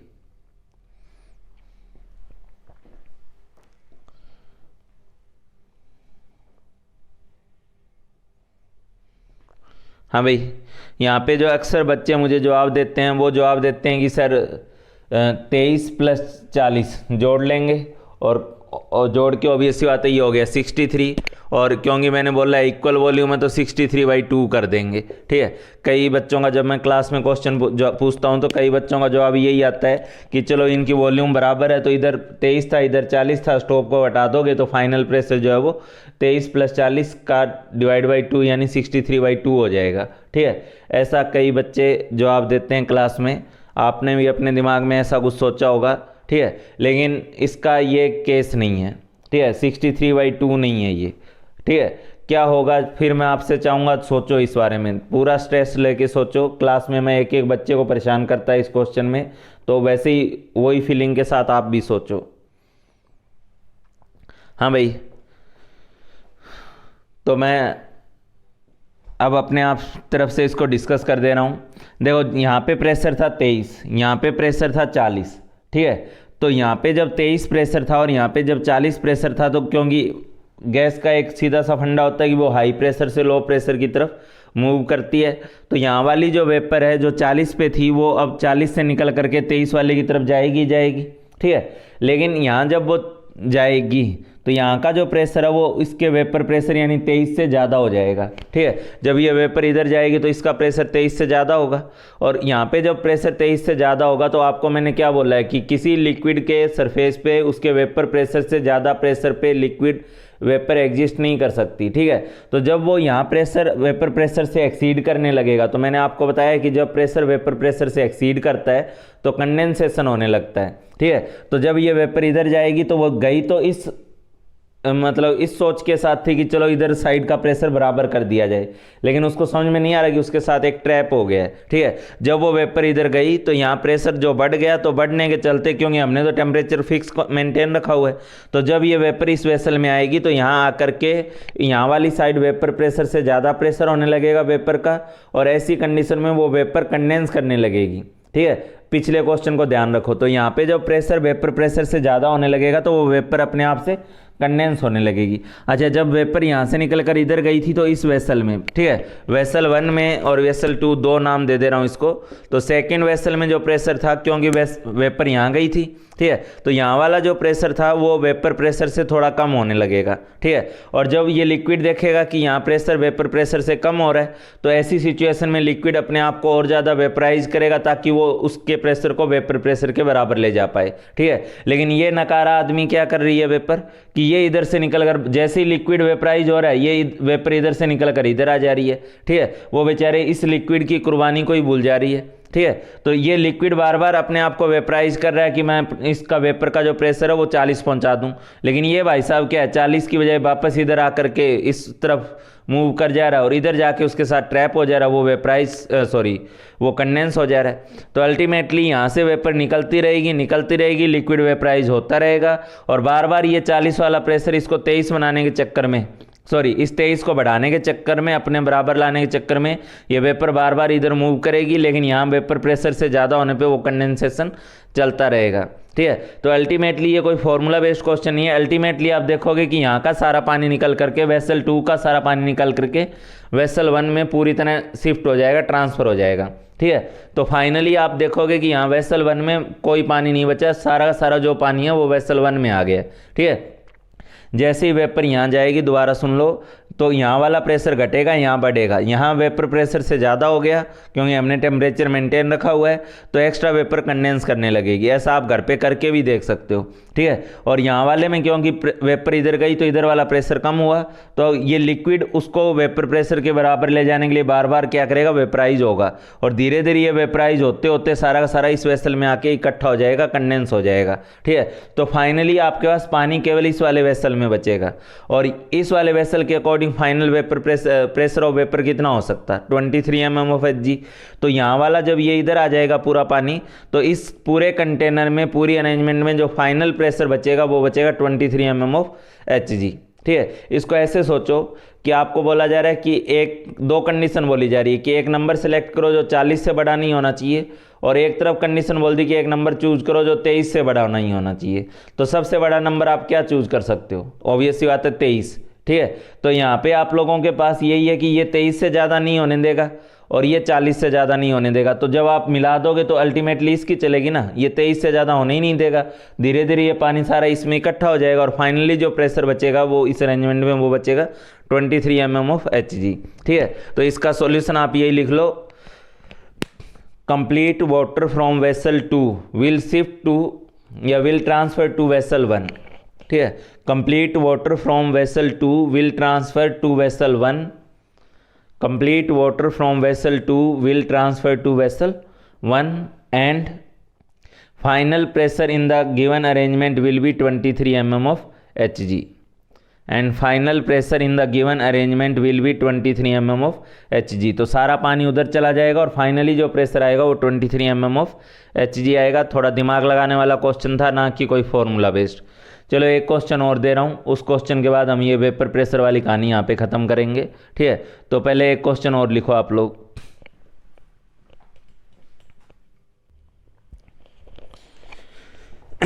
नेक्स्ट क्वेश्चन लिखो आप लोग अपनी कॉपी पे।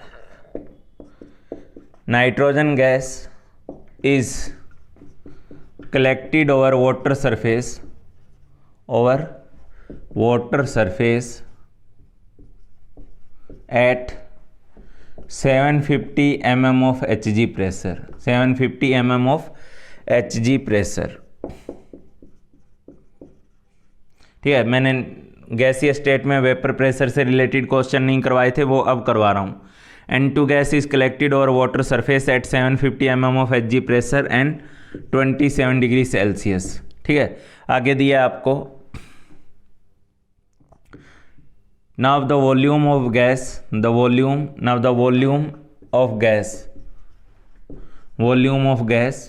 is reduced to half of initial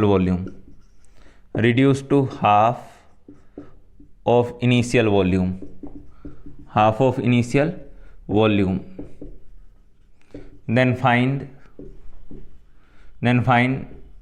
total pressure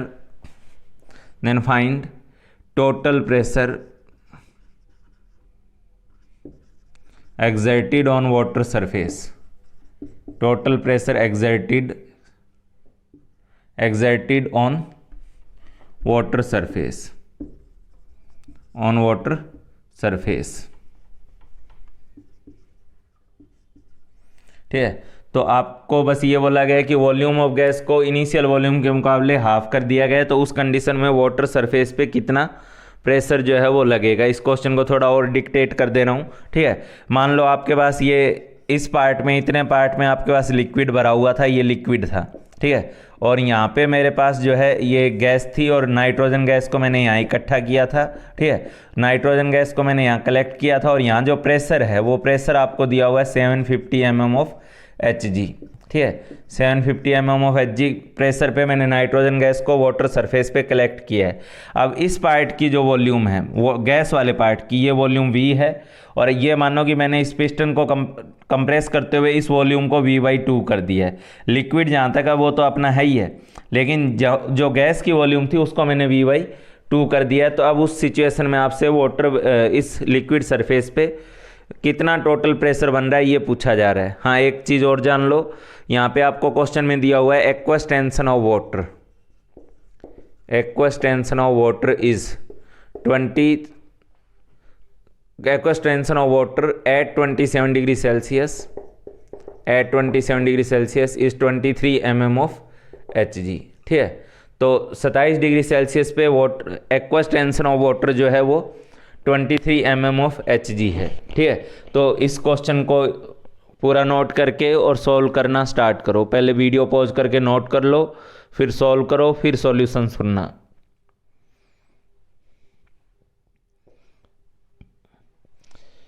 हाँ भाई, अब जिन्होंने अटेम्प्ट कर लिया है उनको दोबारा से अटेम्प्ट करने के लिए, अगर सही से नहीं आंसर निकाल पा रहे हैं तब मैं एक हिंट और देता हूँ।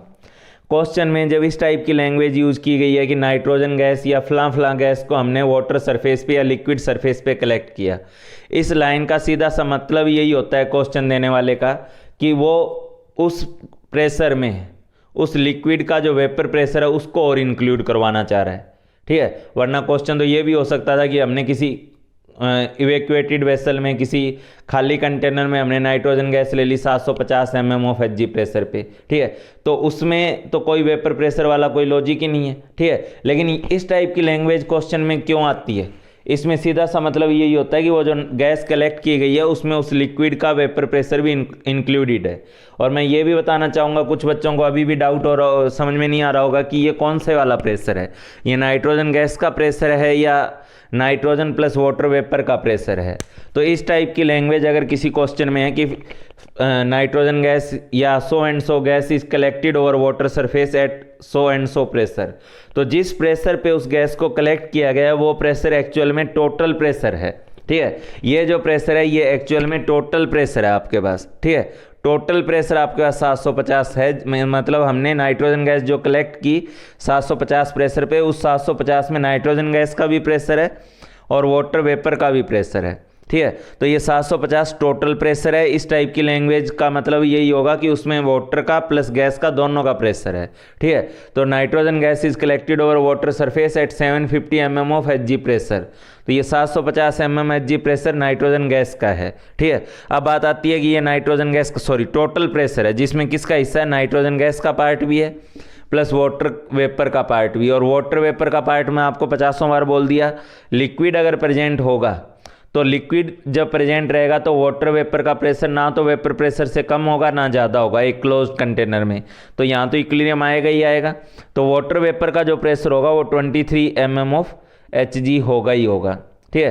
तो ये वाला जो पार्ट है ये 23 mm ऑफ Hg है और ये वाला जो पार्ट टोटल प्रेशर है वो 750 है। अब बात है कि नाइट्रोजन का अकेले का प्रेशर कितना है, तो नाइट्रोजन का अकेले का जो प्रेशर है वो है 727 mm ऑफ Hg, ठीक है। ये नाइट्रोजन का अकेले का प्रेशर है, ठीक है।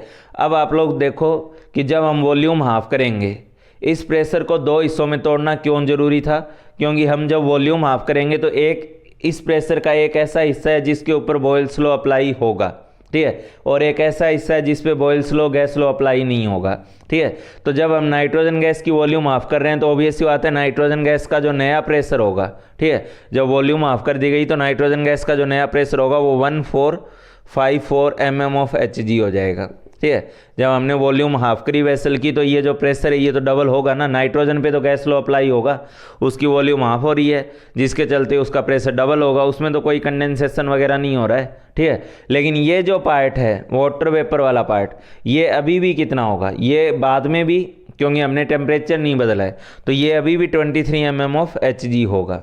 ठीक है, अभी भी ये 23 mm ऑफ Hg होगा।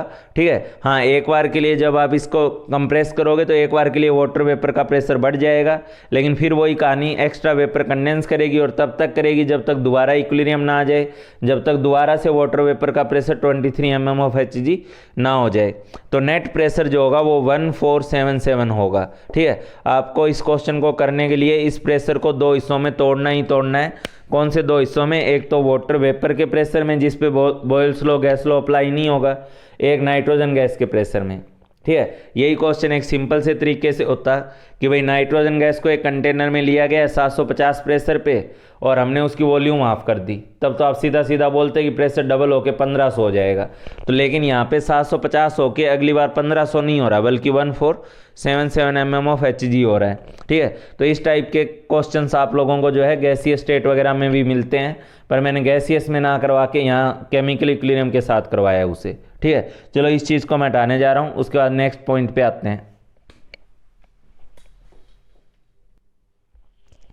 हाँ भाई, आप अक्सर कहीं कहीं न्यूज़ वगैरह में या जब आप मतलब वो ये न्यूज़ वगैरह में एक वर्ड सुनते हो या कहीं और भी, रिलेटिव ह्यूमिडिटी। ठीक है, जो रिलेटिव ह्यूमिडिटी है, ठीक है, तो रिलेटिव ह्यूमिडिटी क्या होता है और इसको किस फॉर्म में एक्सप्रेस किया जाता है। तो रिलेटिव ह्यूमिडिटी भाई, जो आप जहाँ भी हैं, जहाँ भी बैठे हैं या जो भी एटमॉस्फेयर में हैं वहाँ पे कुछ ना कुछ वाटर वेपर का प्रेशर तो होगा ही होगा, कुछ ना कुछ वाटर वेपर्स होंगी होंगी। ठीक है, तो प्रेशर ऑफ या partial pressure of water vapour, ठीक है, partial pressure of water vapour upon water vapour upon, इसमें को डिवाइड करना है आपको, किसमें, इसको आपको डिवाइड करना है vapour pressure of water vapour, vapour pressure of water vapour. ठीक है, एट सेम टेम्परेचर, जिस टेम्परेचर पे आपने partial pressure of water vapour को लिया है उसी टेम्परेचर पे उसका जो वेपर प्रेशर होता है, क्योंकि देखो ओपन एटमॉस्फेयर है, तो ओपन एटमॉस्फेयर में ऐसा तो है नहीं कि वाटर और वेपर एक साथ इक्विलिब्रियम में आ जाएंगी। ठीक है, वेपर का जो प्रेशर होगा, वाटर वेपर का प्रेशर, वो उसके करस्पॉन्डिंग वेपर प्रेशर से कुछ कम ही मिलेगा अक्सर। ठीक है, तो partial pressure of water vapour divided by vapour pressure of water vapour eight same temperature in 200। ठीक है, इस रिलेशन को हम लोग रिलेटिव ह्यूमिडिटी के नाम से जानते हैं। ठीक है, जो ये न्यूज़ के एंड में जो भी क्या बोला जाएगा इसको, जो ये बताते हैं एनवायरनमेंट, या जो न्यूज़ के एंड में जो भी आप लोगों को ये फोरकास्ट दी जाती है, वेदर फोरकास्ट दी जाती है, ठीक है, तो उसमें ये सब टर्म्स वगैरह जो है वो यूज़ होती है रिलेटिव ह्यूमिडिटी। ठीक है, तो रिलेटिव ह्यूमिडिटी क्या होती है कि किसी कंडीशन पे partial pressure of water vapour किसी जगह का और divided by vapour pressure of water vapour eight same temperature into 100। ठीक है, तो ये आपके पास बन जाता है रिलेटिव ह्यूमिडिटी। ठीक है, इसको उतार लो। उसके बाद नेक्स्ट अपने नए या दूसरे फिजिकल इक्विलिब्रियम पे आते हैं, सॉलिड लिक्विड इक्विलिब्रियम पे।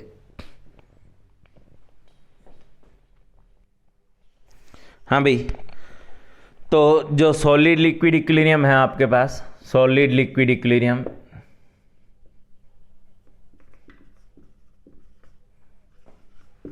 इसमें एक्चुअली आपको दो केस लेके चलने होंगे। ठीक है, सॉलिड लिक्विड इक्विलिब्रियम में आपको दो केस लेके चलने होंगे।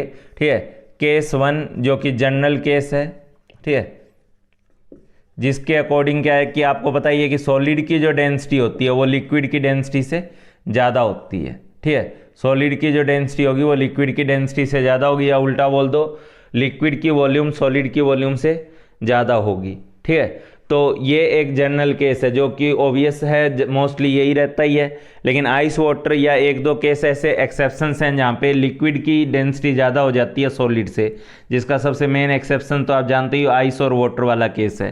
ठीक है, तो उस केस को मैं अलग पढ़ा दूंगा, लेकिन यहाँ आप देखो सॉलिड एंड लिक्विड इक्विलिब्रियम की बात कर रहा हूँ। ठीक है, तो एक्चुअली मैं आप लोगों से बस एक ही पॉइंट डिस्कस करना चाह रहा हूँ। जैसे मैंने वेपर प्रेशर जब पढ़ाया तो मैंने बताया कि टेम्परेचर, ये प्रेशर बढ़ाने से बॉइलिंग पॉइंट बढ़ जाता है, ठीक है।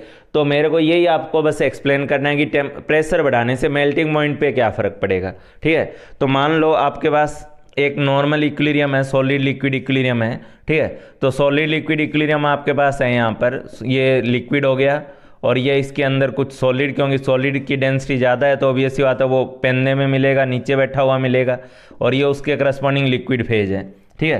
तो आपको पता ही है कि सॉलिड से जब लिक्विड बनता है या सॉलिड या लिक्विड एक दूसरे के साथ जब इक्विलिब्रियम बनाते हैं तो पहली बात, सॉलिड से लिक्विड बनने का जो डेल्टा एच होगा वो पॉजिटिव होगा। सॉलिड से लिक्विड या लिक्विड से जब भी गैस बनाई जाती है तो आपको एनर्जी देनी पड़ती है, तो सॉलिड से लिक्विड की बात करोगे तो डेल्टा एच पॉजिटिव होगा। अच्छा, दूसरी बात, अब मैंने आपको बताया हुआ है कि जब आपके पास कोई फेज चेंज हो रहा है, अगर मेल्टिंग पॉइंट पे हो रही है या बॉइलिंग पॉइंट पे हो रही है तो वो एक इक्विलिब्रियम प्रोसेस होता है। तो अगर मैं इस टेम्परेचर को मेल्टिंग पॉइंट पे मान के चल रहा हूँ, ठीक है, तो इस टेम्परेचर को अगर टी मेल्टिंग पॉइंट पे मान के चल रहा हूँ तो ये प्रोसेस एट इक्विलिब्रियम है, ठीक है। ये प्रोसेस एट क्या है, इक्विलिब्रियम है, ठीक है। अब क्या कर रहा हूँ मैं, तो जब टेम्परेचर मैंने मेल्टिंग पॉइंट के बराबर माना तो ये इक्विलिब्रियम प्रोसेस थी। अब बात यह है कि मैंने क्या करना स्टार्ट किया, मैंने इसको कंप्रेस किया, ठीक है। मैंने क्या किया, प्रेशर इंक्रीज़ किया, ठीक है। यही मुझे समझाना है कि प्रेशर बढ़ाने से मेल्टिंग पॉइंट सॉलिड का घटता है या बढ़ता है।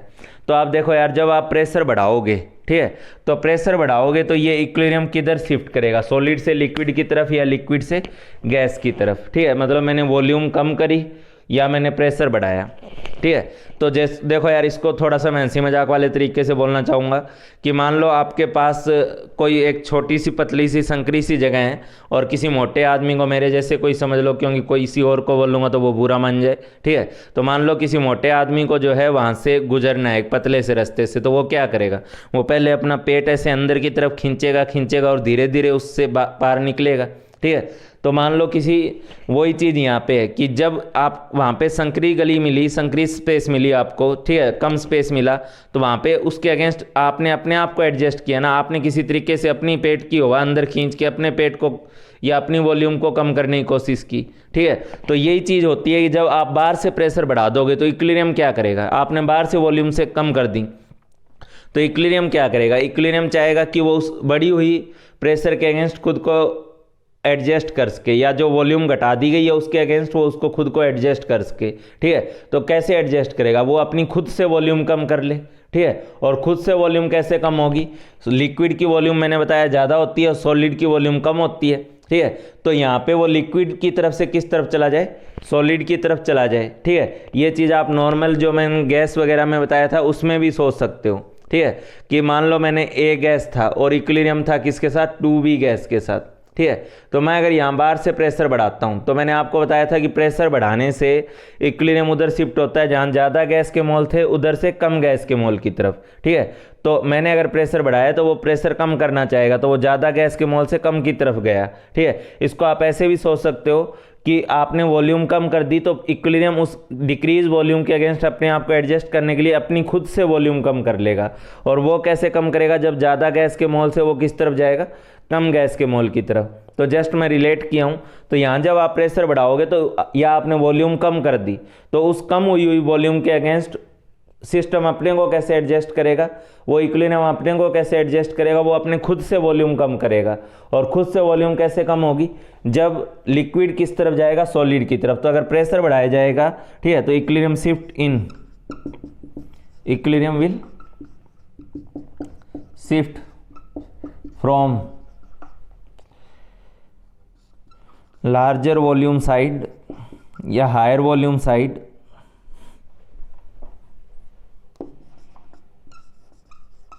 हायर वॉल्यूम साइड, जो कि किस तरफ है, लिक्विड की तरफ है, to lower volume side, to lower volume side, lower volume side, ठीक है।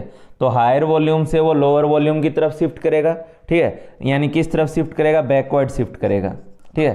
तो यानी आप देखोगे, क्या देखोगे कि लिक्विड जो है वो सॉलिड की तरफ मूव कर रहा है, इक्विलिब्रियम पीछे की तरफ जा रहा है, लिक्विड सॉलिडिफाई हो रहा है, ठीक है, लिक्विड जो है वो सॉलिड में कन्वर्ट हो रहा है। अब बताओ मुझे उसी इक्विलिब्रियम को सेम उसी स्पेस पोजीशन पे लाना है, ठीक है। पहले तो प्रेशर बढ़ाने से तो ये पीछे की तरफ चला गया, लेकिन मुझे वापस उसी सिचुएशन पे पहुंचाना है, उसी कंपोजिशन पे पहुंचाना है इस इक्विलिब्रियम को जो पहले था। तो उसी कंपोजिशन पे पहुंचाने के लिए मुझे क्या करना चाहिए, ठीक है, टेम्परेचर के साथ क्या बदलाव करना चाहिए, टेम्परेचर के थ्रू पहुंचाऊंगा मैं इसे। प्रेशर बढ़ाने से तो वो इक्विलिब्रियम पीछे चला गया, लेकिन अब टेम्परेचर के साथ मुझे क्या करना चाहिए कि इक्विलिब्रियम वापस पहले वाली जगह आ जाए, ठीक है। तो ऑब्वियस सी बात है ये एंडोथर्मिक रिएक्शन है। तो प्रेशर बढ़ाने से तो लिक्विड सॉलिड में बदला, लेकिन आप चाहते हो कि आप सॉलिड लिक्विड में बदल के वापस उसी जगह आ जाए, तो उसके लिए आपको टेम्परेचर क्या करना होगा, बढ़ाना ना होगा, ठीक है। टेम्परेचर बढ़ाओगे तो मोर सॉलिड जो है वो लिक्विड की तरफ जाएगा, ठीक है। तो प्रेशर बढ़ाने से चला गया पीछे, तो आपको वापस उसी जगह लाने के लिए टेम्परेचर क्या करना होगा, बढ़ाना होगा, ठीक है। तो इसमें ऐसे लिख सकते हो, to bring the equilibrium, to bring the equilibrium again at same state, again at same state, we need to increase the temperature, we need to increase the temperature, we need to increase the temperature, ठीक है। तो equilibrium को अगर आप लोग वापस पहले वाली जगह पहुंचाना चाह रहे हो तो आपको जो है टेम्परेचर बढ़ाना पड़ेगा, ठीक है। तो प्रेशर पीछे लेके गया तो टेम्परेचर इसको वापस आगे ले आएगा, तो इक्विलिब्रियम वापस अपनी पोजीशन पे आ जाएगा, ठीक है। तो इस तरीके से आप कह सकते हो कि on increasing pressure, on increasing pressure, on increasing pressure melting point TMP, melting point increases, ठीक है। एक तरीके से समझ में आ जाना चाहिए कि उसका मेल्टिंग पॉइंट जो है वो इंक्रीज कर जाएगा, ठीक है, मेल्टिंग पॉइंट इंक्रीजेस, ठीक। लेकिन एक दूसरा केस भी बनेगा आपके पास, सेकेंड केस क्या बनेगा आपके पास, केस 2, जिसको आप कह सकते हो एक्सेप्शनल केस, ठीक है, एक्सेप्शनल केस। एक्सेप्शनल केस में क्या है, जब डेंसिटी जो होगी, ठीक है, ये एक्सेप्शनल के लिए है, जो डेंसिटी है किसकी, सॉलिड की, वो आपके पास कम हो, किसके मुकाबले, डेंसिटी ऑफ लिक्विड के मुकाबले, यानी सॉलिड की वॉल्यूम ज़्यादा हो, लिक्विड की वॉल्यूम कम हो, ठीक है। जैसे इसका सबसे कॉमन एग्जांपल कौन सा है, आइस वाटर इक्विलिब्रियम, ठीक है, आइस वाटर इक्विलिब्रियम। तो एक्सेप्शन डेंसिटी में है, वॉल्यूम में है। अभी भी आइस से वाटर बनाओगे, सॉलिड से लिक्विड बनाओगे, तो अभी भी इसका डेल्टा H जो है वो पॉजिटिव होगा, ठीक है। हाँ, इस केस में आप अगर दिखाओगे तो कैसे दिखाना पड़ेगा, ऑब्वियस सी बात है, यहाँ वाटर लिक्विड वाटर है अगर, ठीक है, तो यहाँ आपके पास सॉलिड, आप आइस, सॉलिड आइस को आप ऊपर दिखाओगे, ना कि उसकी तरह नीचे, ठीक है। आइस फ्लोट करती है, सभी जानते हो, ठीक है। अब मैं क्या कर रहा हूँ कि इसको मैं कंप्रेस कर रहा हूँ, ठीक, प्रेशर बढ़ा रहा हूँ, तो प्रेशर बढ़ा रहा हूँ तो इस बार वही बात है, लाइन तो यही होगी कि हायर वॉल्यूम की तरफ से लोअर वॉल्यूम की तरफ जाएगा, लेकिन इस केस में हायर वॉल्यूम किसकी है, आइस की वॉल्यूम हाई है और लिक्विड की वॉल्यूम कम है। तो प्रेशर आप बढ़ाए यानी वॉल्यूम आप कम किए, तो उस डिक्रीज्ड वॉल्यूम के अगेंस्ट इक्विलिब्रियम अपने आप को कैसे एडजस्ट करेगा, खुद से खुद की वॉल्यूम कम करके। और वो कब पॉसिबल होगा, जब आइस जो है वो लिक्विड की तरफ जाए। जनरल केस में लिक्विड से सॉलिड जाने में होगा, लेकिन इस केस में सॉलिड से लिक्विड जाने पे होगा, ठीक है। ये एक्सेप्शनल केस है, ठीक है। तो इस केस में इक्विलिब्रियम किधर गया, फॉरवर्ड चला गया, ठीक है। तो to bring equilibrium, to bring equilibrium at same state, we need to, अब बताओ मुझे टेम्परेचर के साथ क्या करना चाहिए, ठीक है। ये प्रेशर बढ़ाने से तो फॉरवर्ड चला गया, आइस ज़्यादा पिघलेगी पानी में अगर मैं प्रेशर बढ़ाता हूँ तो, ठीक है। तो मुझे तो इसको बैकवर्ड लेके जाना है, ठीक है, मतलब मुझे वाटर को वापस फ्रीज करके आइस में ले जाना है। और उसका तरीका क्या होगा, टेम्परेचर कम कर लो, ठीक है, ताकि वाटर किस में फ्रीज हो जाए, आइस की तरफ जाए, ठीक है। और ये रिएक्शन भी एंडोथर्मिक है, तो अगर टेम्परेचर बढ़ाए होते तो आइस और ज़्यादा पिघलती, जबकि हमें लेके जाना है आपको वाटर से आइस की तरफ, तो आप टेम्परेचर को कम करो, ठीक है। तो we need to decrease the temperature, we need to decrease the temperature, we need to decrease the temperature. तो इस केस में प्रेशर इसको फॉरवर्ड लेके जा रहा है, तो हम वापस उसको इनिशियल स्टेट पे लाने के लिए, उसी सेम इक्विलिब्रियम स्टेट पे लाने के लिए हमें टेम्परेचर को कम करना होगा, ताकि वापस वाटर से आइस की तरफ आ जाए वो इक्विलिब्रियम, ठीक है, तो वापस उसी पहले वाली पोजीशन पे आ जाएगी इक्विलिब्रियम। ठीक है, तो अब बात आती है कि इस केस में आप क्या समझे। इस केस में ऑब्वियसली बात है, प्रेशर बढ़ाने पे मेल्टिंग पॉइंट जो है वो डिक्रीज करेगा। ठीक है, तो आइस वाटर या एक्सेप्शनल केस जो है ये, इस केस में टेम्परेचर प्रेशर अगर बढ़ाया जाता है तो मेल्टिंग पॉइंट डिक्रीज करता है, और ये वाला जो केस है इसमें आप देख रहे हो कि अगर प्रेशर बढ़ाया जाता है तो मेल्टिंग पॉइंट इंक्रीज करता है, और प्रेशर बढ़ाया जाएगा तो किसी लिक्विड का बॉइलिंग पॉइंट इंक्रीज करता है। वो उससे पहले वेपर प्रेशर वाले पार्ट में क्लियर कर चुके हैं। तो इस तरीके से यहाँ पे मैं आप लोगों के सामने ये टॉपिक ख़त्म कर दिया हूँ, और इस टॉपिक केमिकल इक्विलिब्रियम ऑलमोस्ट क्या हमने ख़त्म कर ही लिया है। ठीक है, और अब मैं आप लोगों से चाहूँगा कि आप लोग अपने आप से बहुत सारे क्वेश्चन, कम से कम 70-80 क्वेश्चन, ठीक है, अलग अलग जगह से मैंने भी अपने आप से करवाए, आप भी अपने आप से अलग अलग जगह से 70-80 क्वेश्चन जो है वो सॉल्व करें। ठीक है, ये काफ़ी ज़रूरी है और आप लोग इसको जितना जल्दी हो सकें करें। ठीक है, उसके बाद अपने नेक्स्ट टॉपिक पे चलेंगे। इसको उतार लो। आज के लिए ta-ta bye bye. Chemical equilibrium अपना यहाँ ख़त्म हो गया, केमिकल भी और फिजिकल इक्विलिब्रियम भी। ठीक है, ये वेपर प्रेशर वाला पार्ट गैसीय स्टेट में भी मिलता है, वहाँ मैंने इसलिए नहीं डील किया क्योंकि इसको इक्विलिब्रियम के साथ रिलेट करना ज़्यादा आसान था। ठीक है, तो अब उससे रिलेटेड क्वेश्चन अगर गैसीय स्टेट में उस मोमेंट पे छोड़े हों, ना बने हों, तो अब उनको अब ट्राई कर सकते हो। चलो आज के लिए यहीं पे ख़त्म करते हैं।